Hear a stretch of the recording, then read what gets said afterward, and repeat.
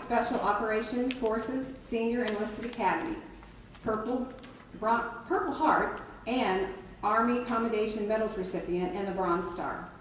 Incarnate Word University Alumni of Distinction Award winner, Kent Dolasky.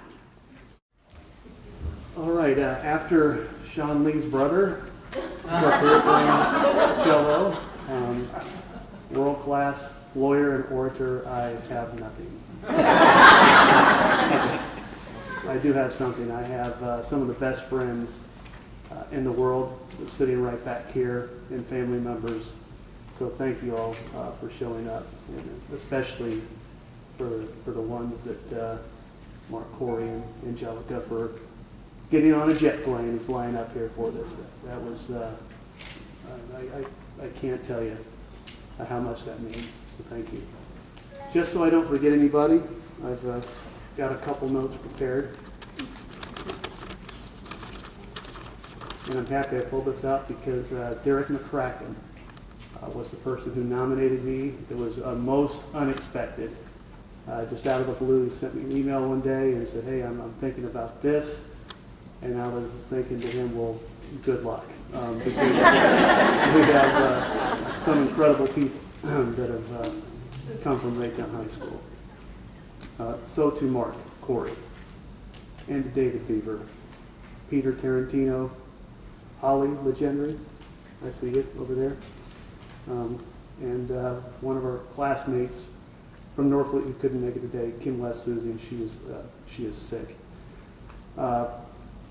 We started at Norfolk Elementary, and I got to visit Norfolk Elementary yesterday and talk to the 5th grade class. And Dr. Mark Lee, there was one young gentleman I talked to that wanted to be a futurist. Was that your son with the...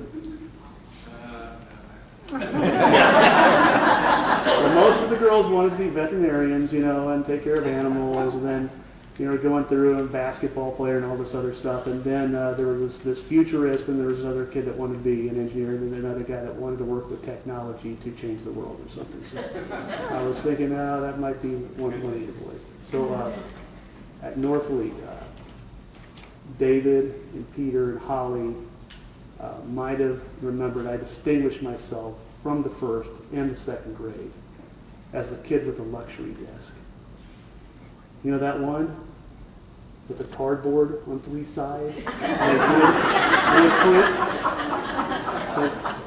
That was the gated community of desk right there.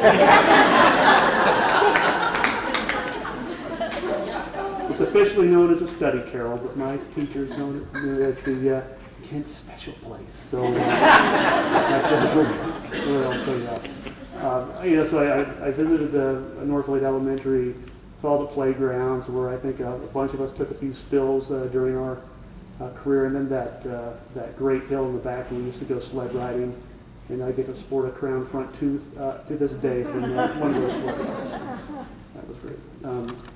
So to Kim Woodard, and also Karen Staley, who can't be here today, and Deanna Conch, Christy Schlegel, Angelica Verandos, and Angela Cordell. I got to say, I'm a better person for knowing all of you, and for your friendship over the years. It's really meant a lot to me, and a number of you have turned on a dime when I've been in town and made it over to get together and just to say hi and to share a drink and some chicken wings or whatever. So thank you very much for your friendship over the years. I can't not share the time I spent in shop class with David Beaver and Chuck Baker and the different things we did. And power mechanics, we had we had an engine that David brought in and had no idea how to put it back together. And we got that thing running with duct tape and bubble gum, I think. And we finally passed the class. He had to get that thing running to pass the class. So Derek McCracken, he put a list together of some of my accomplishments, and I'm very honored and humbled. But we have an incredible graduating class of 86. For one, Sean Lee has a very famous brother, Eddie, so that's an accomplishment.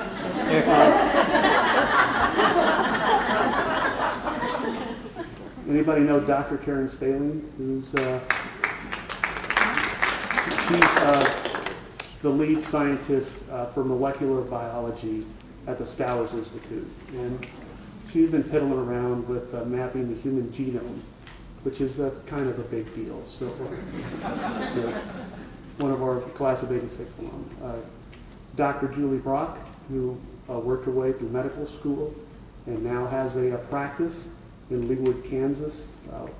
We knew she wanted to be a doctor, and I remember she would work days at a dry cleaner, and and then always have to cut off at 10 o'clock to go study, and that's how she lived while she was going through medical school.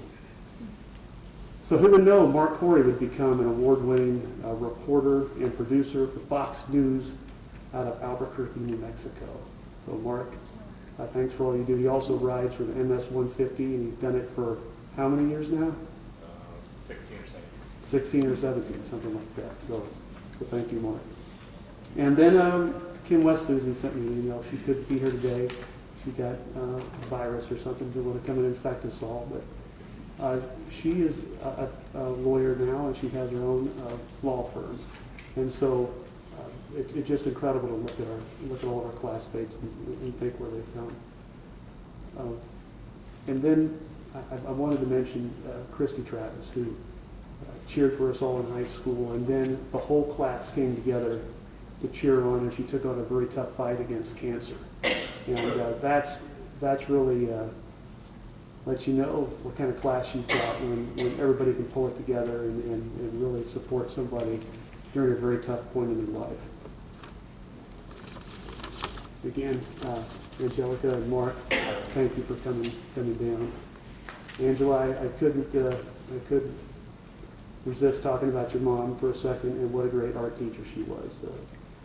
She was a blessing there at Northwood Elementary. And so to our teachers and coaches, Bob Kessel is here today, vice principal. I never called him Bob before, but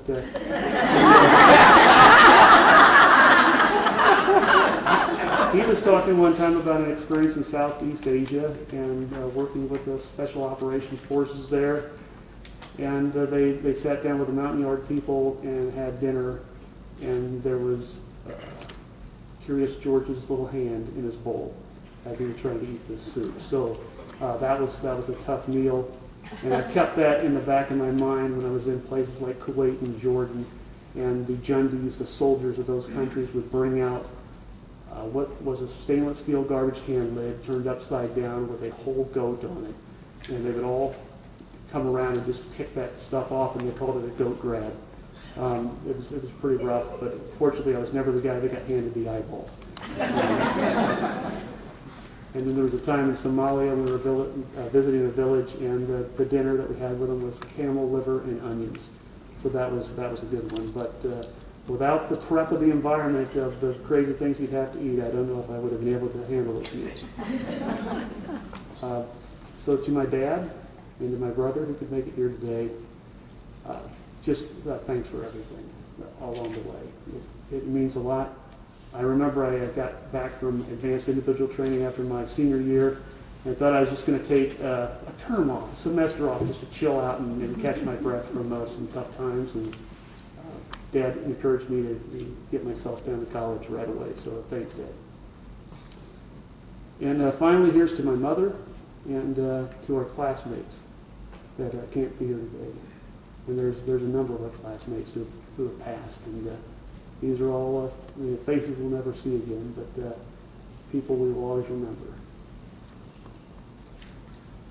During the years I spent traveling around the globe, to places like Mogadishu, Somalia, Sana'a, Yemen, Karachi, Pakistan, now Kut, Iraq, I'd often reflect back at all my friends and family here in Raytown and all over the place, and I can't tell you how many times I thought about you all. So this is a great honor, and thank you all very much.